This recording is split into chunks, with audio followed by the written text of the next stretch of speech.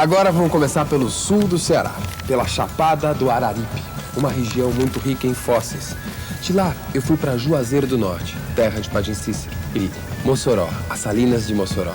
São tantos mistérios nesse sertão, nesse caminho até as falésias do Ceará, onde eu estive em Aracati, Canoa Quebrada e, finalmente, Fortaleza, terra de José de Alencar. O Parque Nacional de 7 cidades e, então, o Delta do Parnaíba, onde eu pude estar na Ilha do Caju.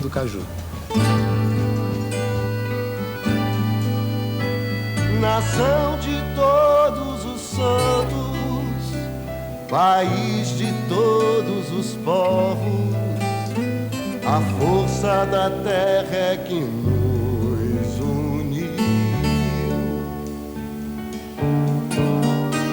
Contrastes desencontrados, paisagens, sonhos e fatos revelam retratos do Brasil.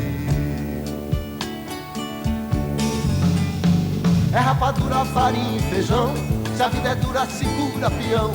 É o cruzeiro no céu brasileiro que ilumina o nosso chão. O vento canta na boca do rio, as águas brincam na beira do mar. Ser brasileiro é mais que um desafio, é uma questão de acreditar.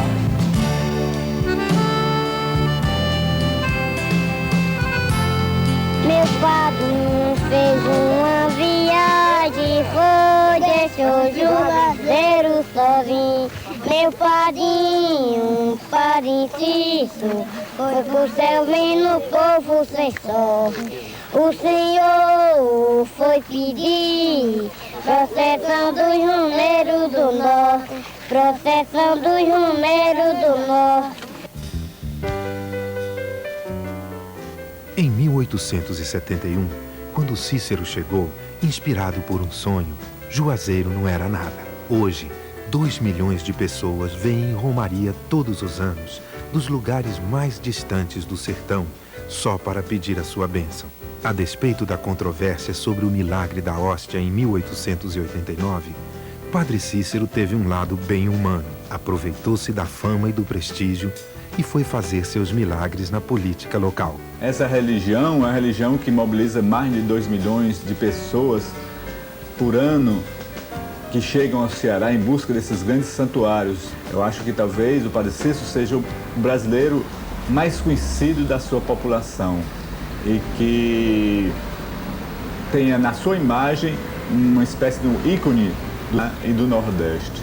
Se eu fosse resumir, acho a cultura do povo nordestino numa figura, seria na figura do Padre Cícero.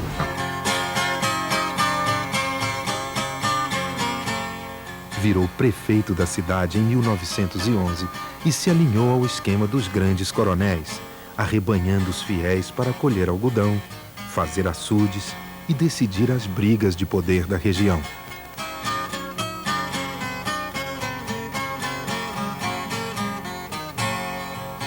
Dizemos que a música é, como todos já sabem, universal. Se tiver uma criatura feita e criada pela natureza, está a música.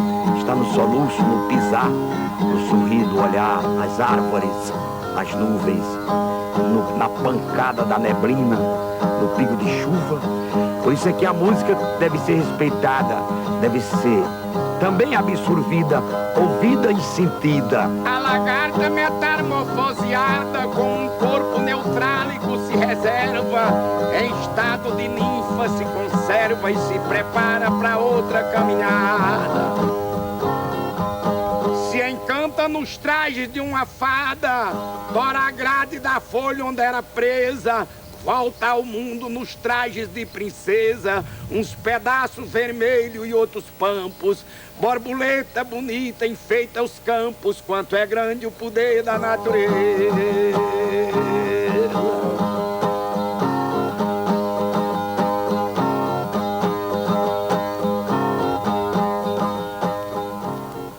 Rabeca. É um violino, mas aqui nós chamamos rabeca. Eu comecei a aprender a tocar esse negócio, violino. Comecei na base de 56. Comecei Porque não tinha interesse nisso não, né? Mas meu pai tinha interesse em aprender isso, né? Aí eu aprendi, né?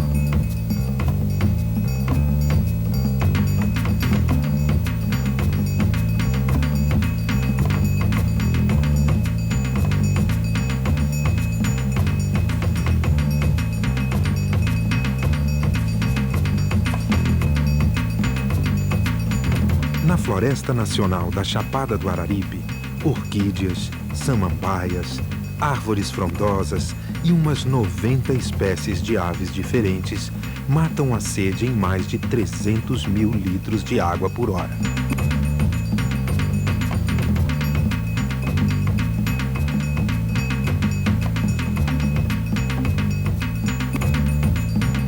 No fim do século XVI, o açúcar adoçava a vida dos portos do Recife e de Salvador.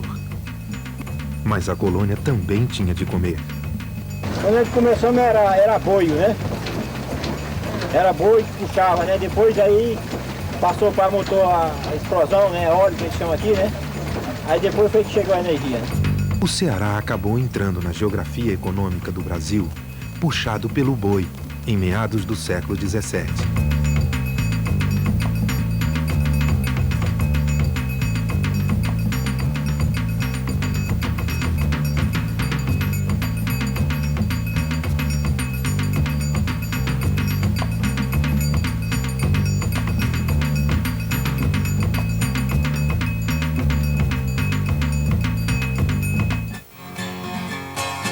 Além da carne, a pecuária trouxe de quebra as roupas, os arreios, as cordas e os chapéus. O avô trabalhava no couro, né?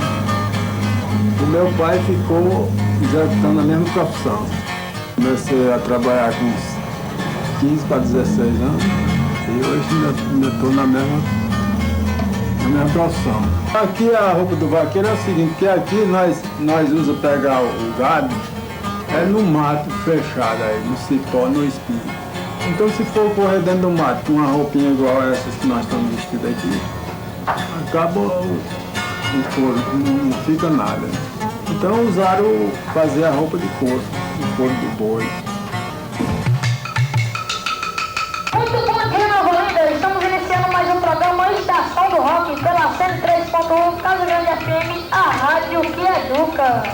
Bom, aqui na Casa Grande a gente trabalha com vários projetos, como o projeto da TV, rádio e também um projeto de revitalização das fachadas de casas aqui na cidade. E a gente também quer montar um canal de televisão local aqui na cidade, aqui em Nova Olinda, e tipos de documentários que a gente faz aqui sobre a Chapada do Araripe, como gravações de cavernas, sobre lendas, e também funciona aqui como uma oficina, como aprender a filmar, aprender a mexer com áudio, vídeo, com computador, tem aula de computação. Hoje eu estou aprendendo a filmar. Também hoje aqui na Casa Grande já tem aula de audiovisual, computação e também de iluminação.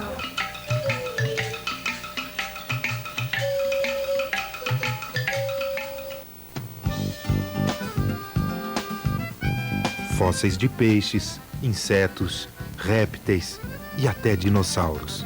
Durante milhões de anos, depósitos de areia e argila formaram grossas camadas de rochas e acabaram preservando a forma de esqueletos e restos de plantas de outras eras. A região é encontrada família, bacalhau, piranha, demurier, restos de animais, de dinossauros, sempre esses fósseis que é encontrado aqui. Tinha bastante fósseis, era solto em cima da terra aí. Que foi a região que deu mais fósseis. E acabou com as farturas, foi quando foi o conhecimento de muitos compradores, quer dizer que acabou, porque levaram ligeiro demais os fósseis de Santana.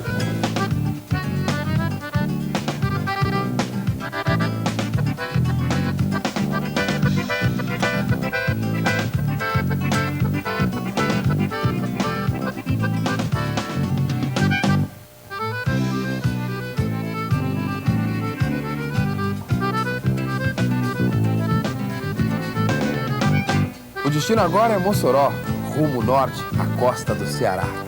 Atualmente, com mais de 40 campos produtores, o Rio Grande do Norte é o maior produtor de petróleo em terra do país. Curiosamente, até 1947, ninguém do Rio Grande do Norte tinha falado em petróleo. Sol forte, muito vento e pouca chuva. O litoral potiguar reúne as condições ideais para a extração da iguaria mais utilizada na cozinha, o sal. Os municípios de Mossoró, Areia Branca e Macau seriam os 3 municípios principais para a produção de sal, e daqui então sai 90% de toda a produção nacional, que corresponde a aproximadamente 4 milhões de toneladas de sal por ano. São produzidas aqui no estado do Rio Grande do Norte.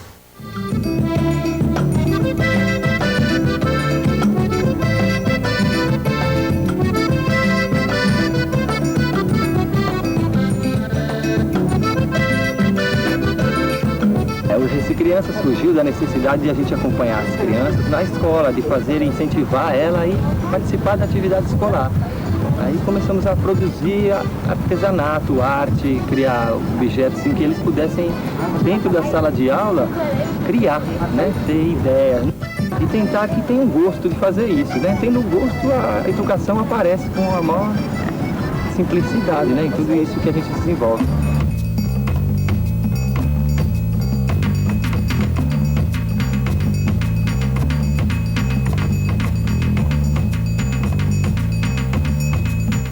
Minha mãe foi quem começou com os trabalhos de areia colorida. Aí eu aprendi com ela a fazer esses trabalhos de areia e passei para os filhos, sobrinhos, netos. Ela fazia, aí também não sei como foi que elas aprenderam. Na certa, as mães delas ensinavam a elas e elas aprenderam. E quando a gente chegou, também elas ensinaram a gente.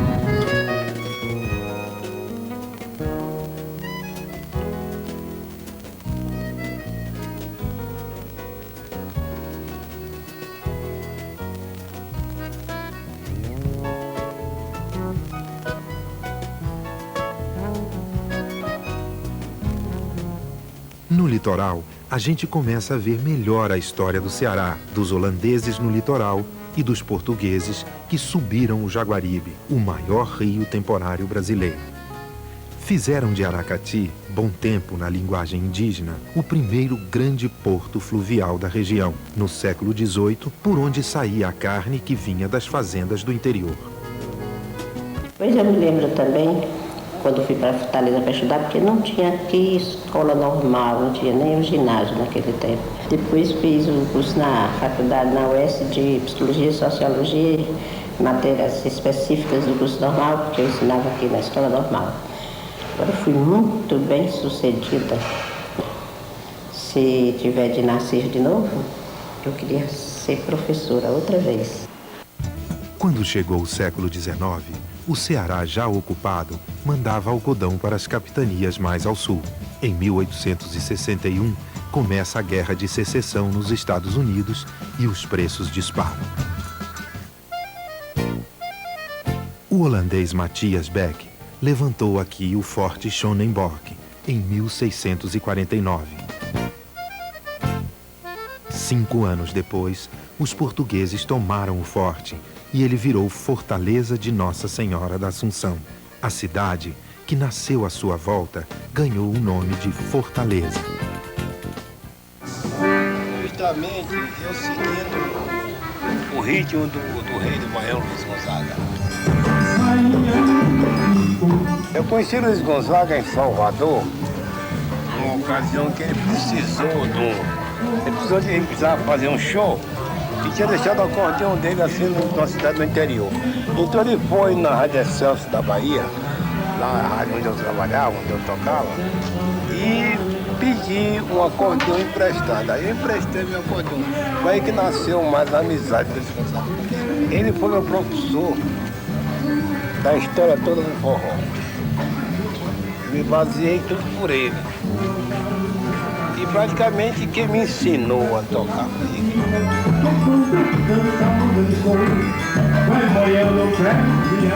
O Ceará é a terra do artesanato, a terra da mulher rendeira como representante desse artesanato, né?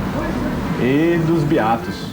O maracatu era uma dança que os negros dançavam na África para escolher a rainha e o rei do Congo. Depois, como eles foram trazidos para o Brasil como escravos, para não perder a tradição e foram passando de geração em geração, mesmo nas senzalas, os negros dançavam o maracatu e faziam cortejo. Ao final do cortejo, eles coroavam o rei e a rainha do Congo. Eu sou a lata do lixo, sou do luxo da aldeia, sou do Ceará. Não adianta estudar para ser cantador. Tem que ter o dom poético, se não tiver não é cantador. E daí, ele tendo o dom poético, quando ele diz uma palavra, já outra clareia na frente, sem você ter decorado, sem nada, ela vem na imaginação rapidamente. É por isso que chama-se de repentista, o cantador repentista, porque é de repente que você diz uma palavra, clareia outra e você termina a estrofe. Abandonei a agricultura, peguei esta profissão. No tempo que não havia rádio e nem televisão. Diz o que quer, faz o que quer, canta o que vive e o que acontece em cada momento. Que o cantador de viola é o repórter do sertão. Eles sabem de tudo. Todas as notícias que estavam saindo nos jornais do mundo todo, eles cantaram. Cantaram sobre a segunda acusação de estupro feita a Mike Tyson. Enfim. Aí, de repente, eles entraram pelas desventuras conjugais da família real inglesa, né? Aí, o Edmilson Ferreira fez um verso que eu achei uma beleza. Ele disse assim: na Inglaterra as coisas andam feias, todo mundo por lá endoidecendo. Todo dia uma princesa sem marido, ou um príncipe que só fica vivendo. Ou a carne da vaca fez efeito, ou o chifre do boi está fazendo. Tá?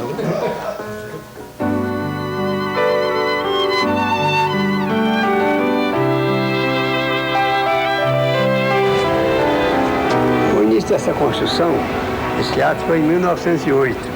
Passou 2 anos de construção, quando foi no dia 17 de junho de 1910, foi quando houve a inauguração do teatro. Há uns anos passados, no dia de hoje, esse teatro era lotado, quarta-feira de treva, hoje jamais. É uma coisa. E hoje não tem nada. Só não toma conta do morcego, porque não tem morcego mais. E nós estamos hoje aqui para fazer essa festa, né? Eu considero uma festa isso aqui. Essa renda aqui não é minha, porque eu deixei de trabalhar com 60 anos, porque eu tenho 68 anos.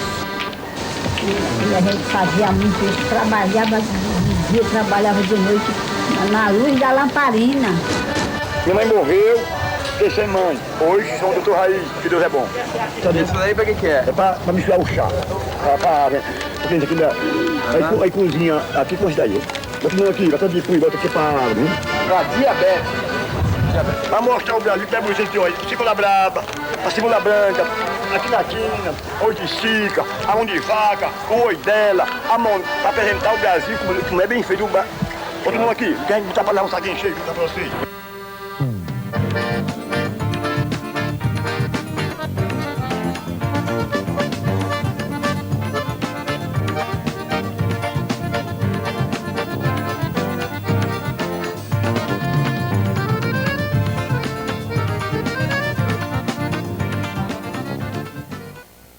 Por aqui, nos tempos coloniais, passaram franceses atrás de pau-brasil, holandeses atrás de um pedaço do Brasil e os portugueses atrás deles. Hoje é um santuário de proteção ambiental, onde o turismo, a ecologia e o modo de vida do povo local funcionam harmoniosamente. Localizado na Serra do Ibiapaba, o Parque Nacional de Ubajara é um verdadeiro oásis no árido sertão cearense. Ali, onde a temperatura pode atingir 17 graus durante a noite, existe água em abundância e uma exuberante floresta tropical. Distante 120 quilômetros do Parque Nacional de Ubajara, localiza-se 7 cidades no Piauí. Um parque de 6.300 hectares que atrai 2.000 visitantes todos os meses por causa de suas cidades petrificadas. Na realidade, essas cidades nada mais são do que inúmeras formações rochosas de diversas cores e tamanhos, que se assemelham a torres, muralhas e até mesmo pessoas, animais e objetos.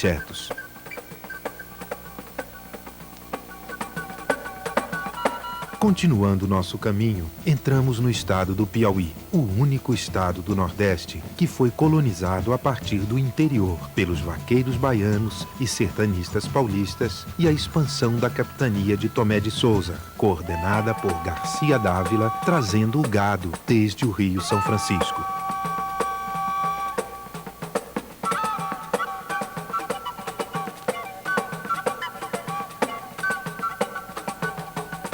Delta, segundo alguns historiadores, foi ele descoberto por Nicolau de Rezende em 1572. E justamente as tribos aqui do Delta eram os Tremembés. Eram temidos em toda a região. Eles eram ágeis, valentes e mergulhadores, eram até chamados peixes racionais. Então, ele, devido à valentia e à teimosia dos Tremembés, essa região demorou muito a ser colonizada também, porque eles não aceitavam o colonizador.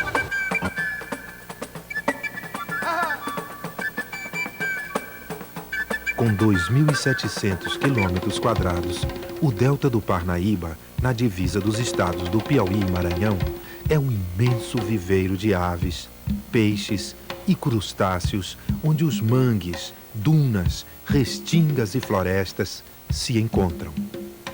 As correntes marinhas, ao não dispersar os sedimentos trazidos pelo rio Parnaíba, deixam formar ali diversos cordões arenosos, canais e ilhas.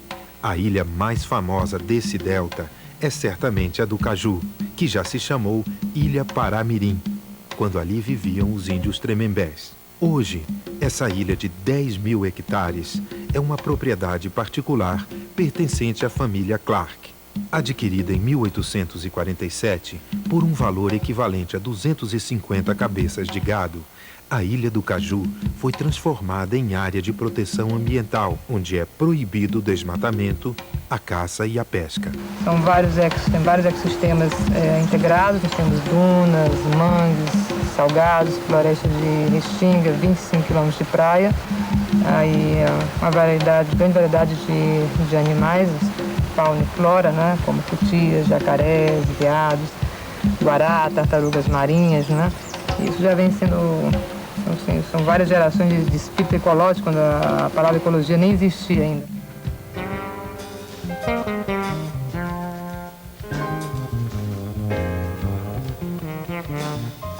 Elevadas temperaturas, pouca chuva e ventos constantes transportam os grãos de areia para o interior do continente, formando as dunas. A maior ocorrência nesta região do país está nos Lençóis Maranhenses, ocupando uma área de 155.000 hectares no norte do Maranhão.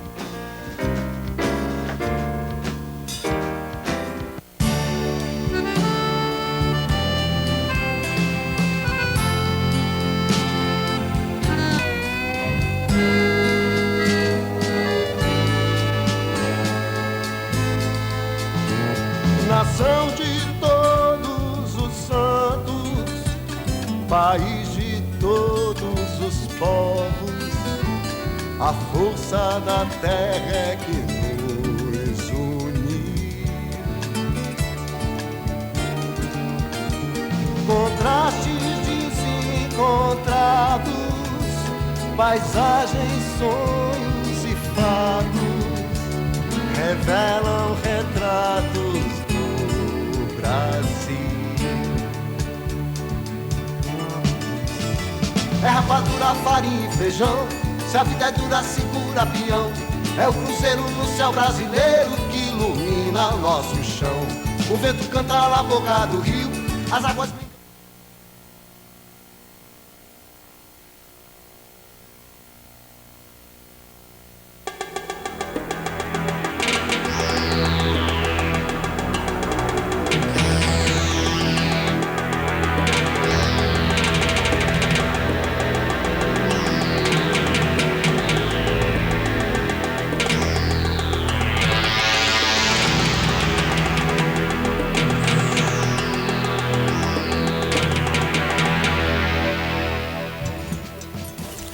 Agora, vamos começar a nossa história em Belém do Pará. Nós vamos sair de lá, vamos passar pela ilha de Marajó e vamos sobrevoar, conhecendo todos os encantos da floresta amazônica, os mistérios, chegando finalmente em Manaus, a capital. Um lugar onde tem muito rio, água, muita água mesmo.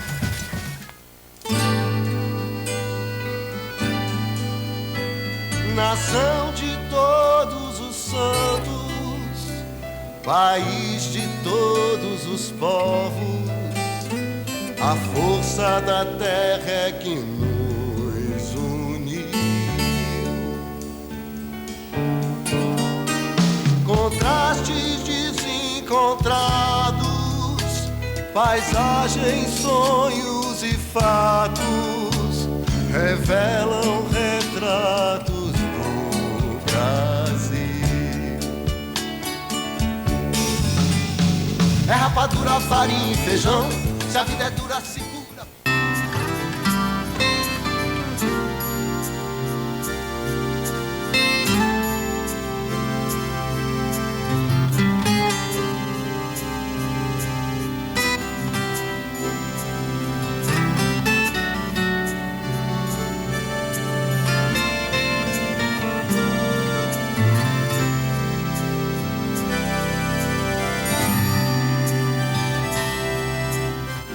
Sai de manhã, de Barreirinha, chega aqui, aí anda aqui no nosso povo, aqui o povoado a gente chama Caburé, vai no outro povoado ali, Mandacaru, Badaoro, vai até o final da linha que é o Atins.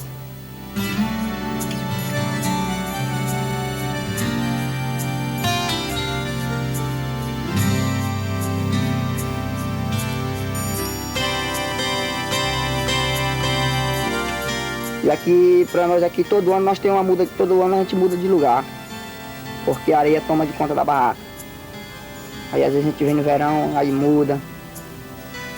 Que é pra passar outro período do inverno aqui.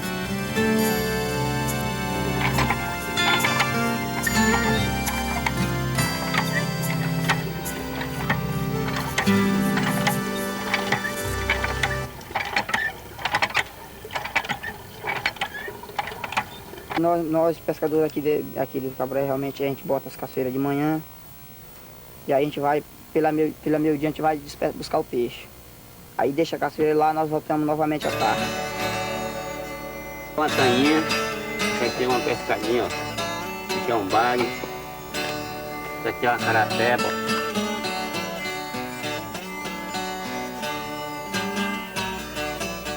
Ainda que se enchessem todas as ampulhetas do mundo com a areia das dunas, um lugar como este continuaria fora do tempo. Quem vive nesta paisagem de sonho desafia montanhas de areia que se movem com a ação dos ventos e que já engoliram caminhões, estradas e até cidades.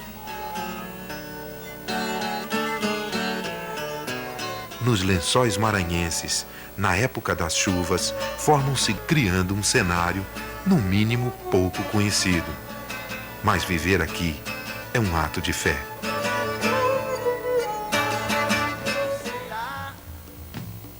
Graças, louvores a todas as Áfricas. Assim que separamos o joio do trigo, na escuridão brotará a luz. Aproveitando que os fidalgos portugueses não assumiam a capitania, os franceses chegaram na Baía de São Marcos e se estabeleceram. Assim que colocamos o bonde nos trilhos, que respiramos redenção. Assim que nós passamos. Em 1611, com o apoio da coroa, Daniel de Latouche fundou a cidade batizada em homenagem ao rei Luís XIII. Era a França Equinocial. Não durou. Os portugueses retomaram o Maranhão 10 anos depois, criando o estado do Maranhão e Grão-Pará, e assumindo a exploração do cacau, cravo, canela, salsa-parrilha, baunilha, as chamadas drogas do sertão. No século XVIII, com o apoio da Companhia de Comércio, criada por Pombal, vieram escravos lavrar as roças de algodão, açúcar e arroz e construir os grandes sobrados. Para garantir uma eventual fuga, foi feita uma incrível rede de túneis sob a cidade. Mas os negros que ergueram São Luís trouxeram também a sua cultura. Nós temos aqui nossas raízes também, o bumba-boi, nós temos o tambor de crioula, nós temos uma série de coisas aí importantíssimas. O bumba-boi é realmente a nossa base cultural, a nossa base, aquilo em que se fundamenta toda a riqueza cultural folclórica do Maranhão. O autor original do boi foi lançado pelo grupo da Fé em Deus. Então é aquela história que o fazendeiro tem um boi de estimação e esse boi de estimação foi desejado pela esposa daquele que era o responsável de confiança do patrão em toda a sua fazenda. Então a mulher dele engravidou e ela simplesmente desejou comer a língua do boi de estimação do patrão. E fez aquela pressão em cima do marido, quero, não posso perder meu filho porque eu estou desejando. Ele resolveu, então, dado tanta pressão dela, resolveu roubar o boi do patrão para mandar tirar a língua e dar para ela não perder a criança. E desconfiaram que esse casal tinha sido o casal que tinha roubado, né? Quer dizer, a mulher era o pai Francisco e a mãe Catirina. É feito em Buriti, né? Esse tipo aqui. Então, a única solução que ele achou foi roubar o boi. Roubou e confessou que ele tinha roubado. Mandaram atrás de um curandeiro para ver que jeito eles dariam com aquilo, como eles poderiam fazer, se tinha uma maneira deles ressuscitarem aquele boi. Então o curador veio, trabalhou em cima do boi e conseguiu que esse boi ressuscitasse. Foi a festa da fazenda e aí é a ocasião que todos os brincantes cantam o Rô do Boi, que é a festa da fazenda em homenagem ao boi que ressuscitou. Eu vou chamar pelo meu povo.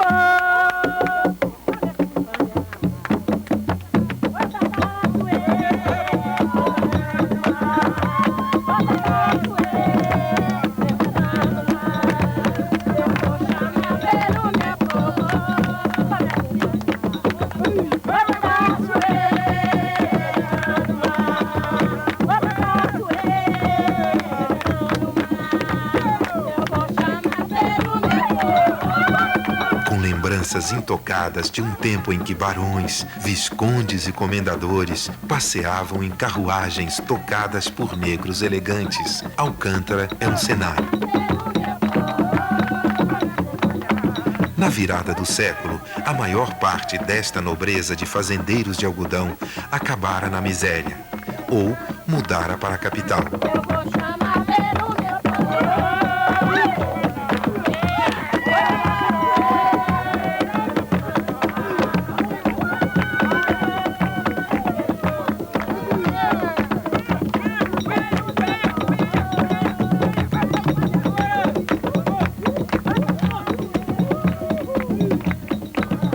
Sou nascida, não estou dizendo que eu era criança.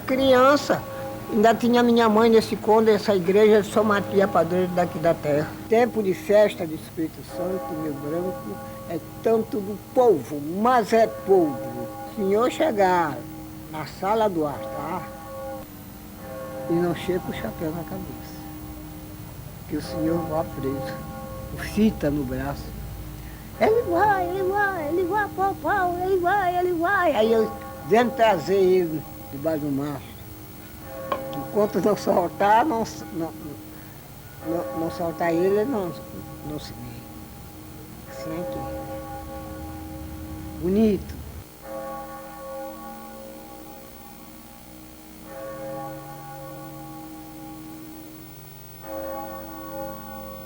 E todo mundo que me fizer de gosto e de coração, Jesus está olhando, Santa Cruz acompanha.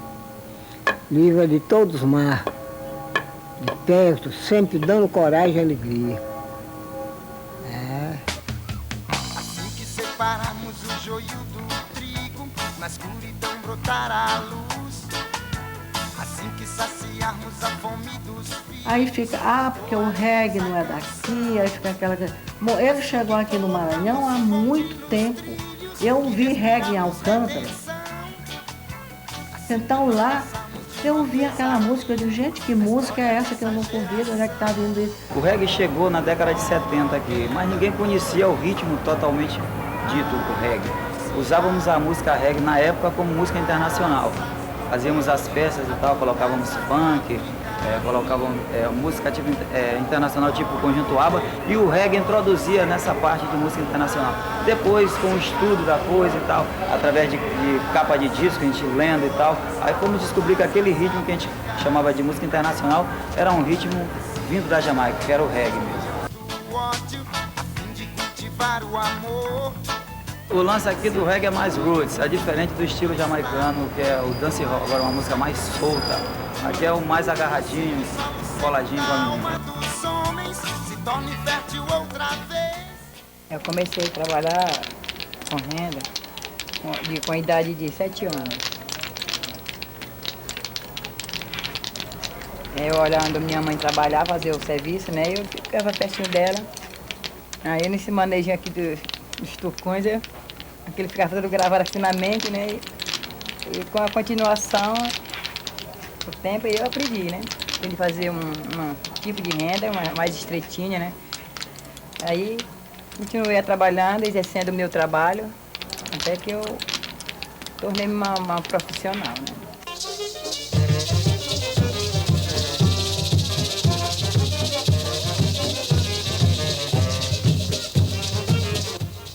Ele foi criado na praia do Marajó.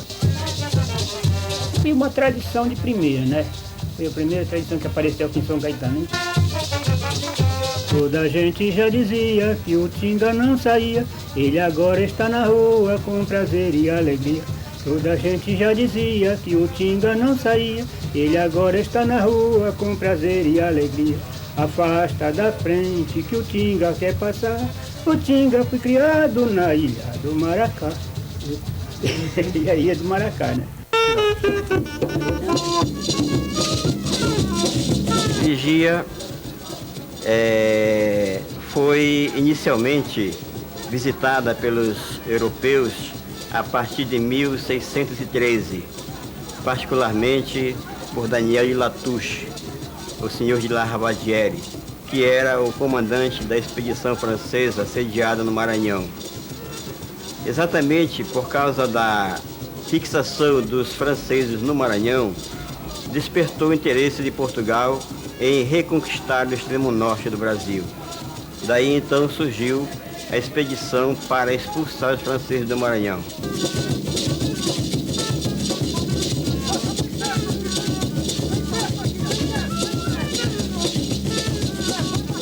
O carimbó, todo mundo sabe que é uma dança africana.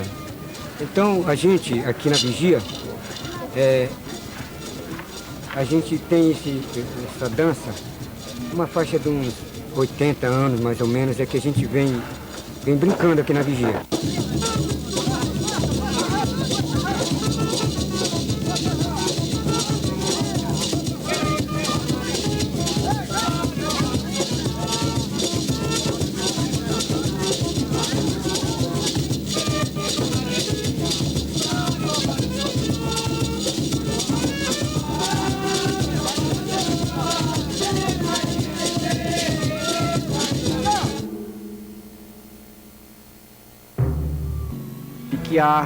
É o ipê, a sapucaia e a tatajuba. Esse tipo de madeira que nós trabalhamos aqui. Porque isso aqui é a recomendação da Marinha. A Marinha que recomenda e ela vem fazer a vistoria.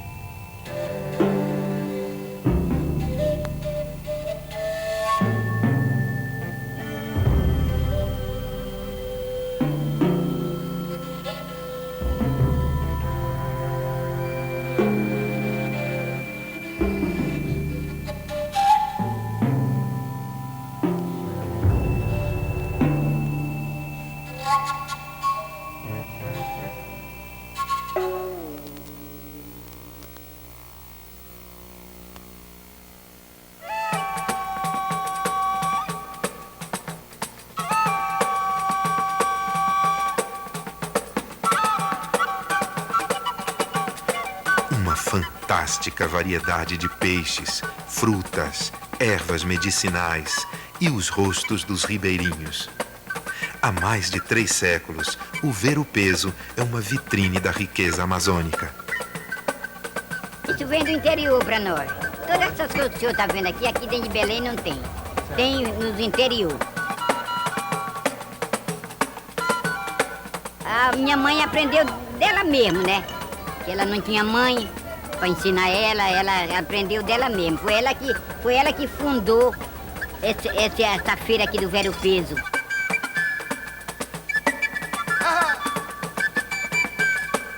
Já no século XVI, holandeses, ingleses e franceses andavam por aqui. Por isso, os portugueses fundaram Belém em 1615. Um ano depois, o forte presépio já garantia a prosperidade de colonos, missionários e funcionários reais.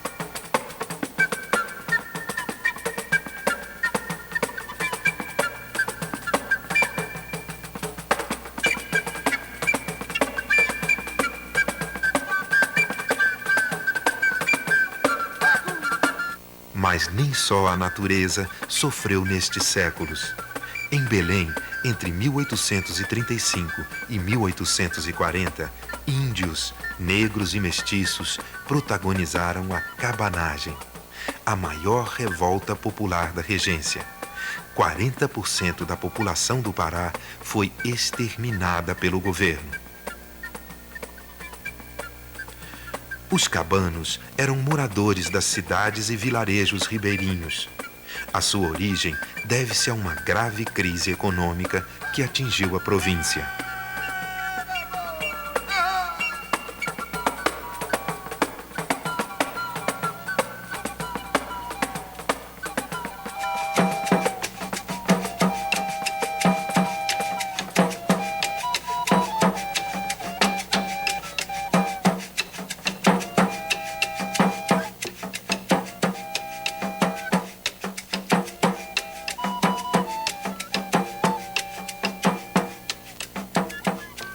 Em 1882, o fazendeiro Vicente Sherman de Miranda trouxe as primeiras cabeças de búfalos para a ilha. De procedência indiana, esses animais tiveram uma excelente adaptação nos campos alagadiços de Marajó, tanto que alguns exemplares fugiram das fazendas, passando a viver novamente em estado selvagem. Atualmente, completamente domesticados, são a principal atividade econômica do local.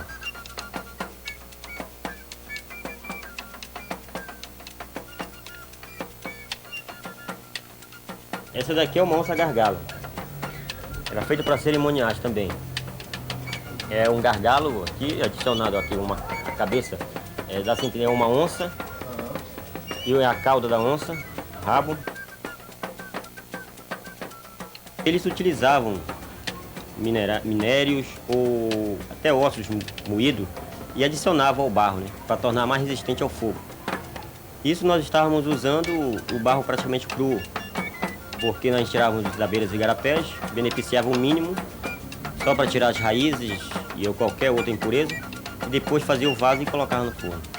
O barro não estava misturado, não tinha resistência nenhuma. E isso eu descobri indo ao museu, procurando livros de arqueologia e tudo.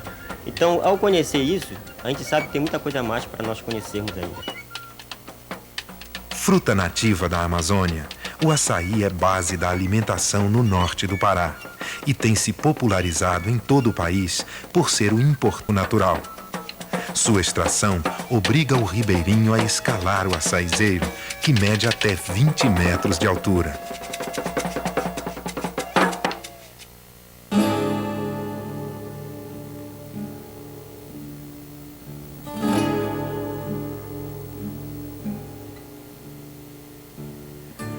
No século XIX, os ingleses vieram da sua Guiana e morderam um belo pedaço, mas o Brasil ganhou a parada nos tribunais europeus em 1904.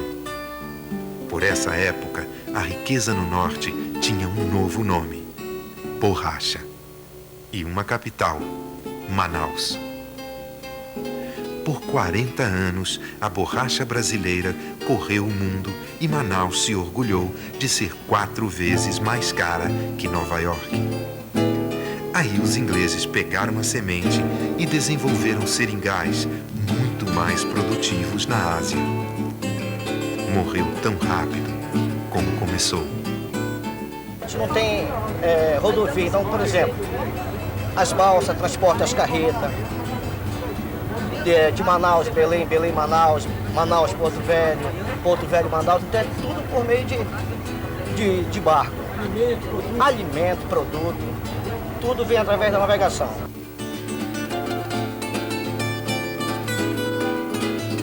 Manaus só foi retomar o desenvolvimento em 1967, quando os militares criaram a Zona Franca. Como tantos projetos grandiosos e irrefletidos na história do nosso Grande Norte, a cidade cresceu mais do que a economia. Nem o petróleo peruano evitou que a pobreza se instalasse por aqui. Da glória da borracha restou um pouco: o dinheiro mínimo, o atravessador, o convívio com os índios.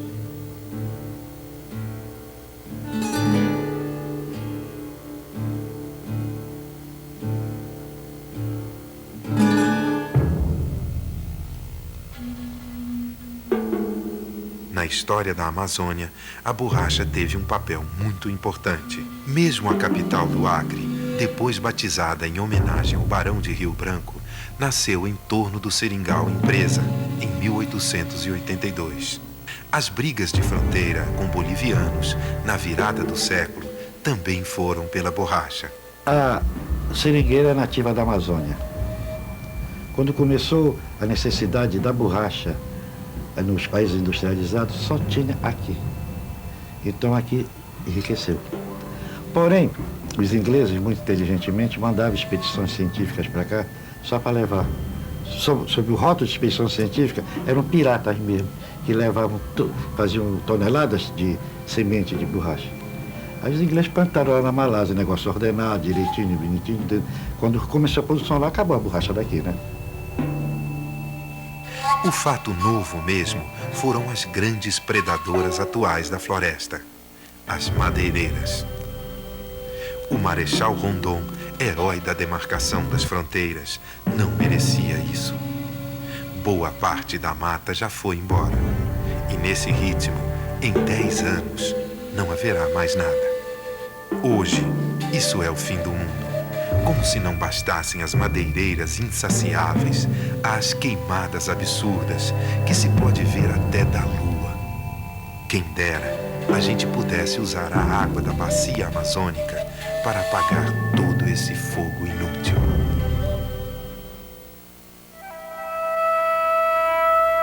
O complexo amazônico representa quase 50% das florestas tropicais úmidas do planeta, sendo um dos mais importantes bancos genéticos do mundo.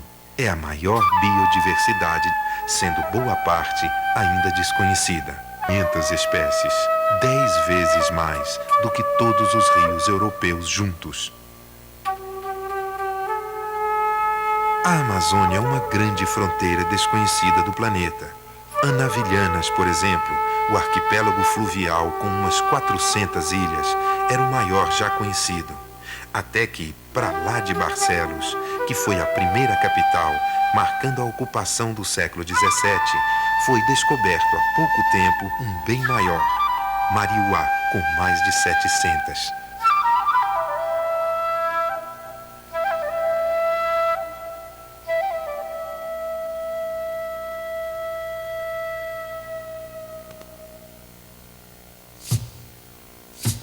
Incrível!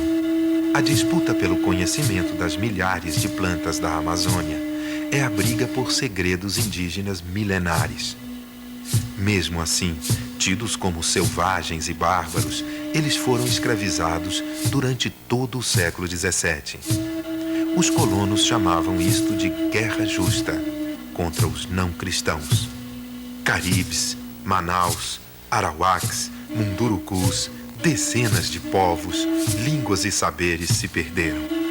Hoje, a tecnologia indígena que desvendou a floresta para o colonizador começa a reencontrar seu lugar. A consolidação do território brasileiro foi uma obsessão portuguesa. Em 1750, quando foi assinado o Tratado de Madrid, Pombal mandou seu próprio irmão chefiar a turma que definiu durante 4 anos as fronteiras do norte, desde Belém, a pé. Logo depois, o Tratado de El Pardo confirmou cada uma delas.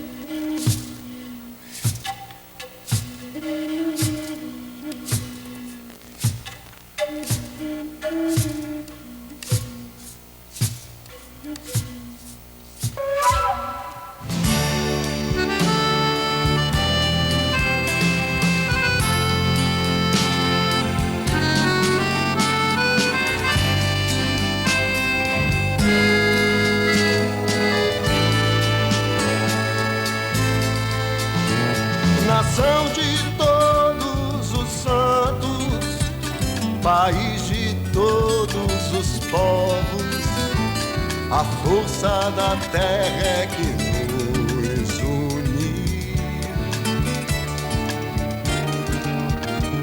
Contrastes desencontrados, paisagens, sonhos e fatos revelam retratos do Brasil. É rapadura, farinha e feijão. Se a vida é dura, segura peão. É o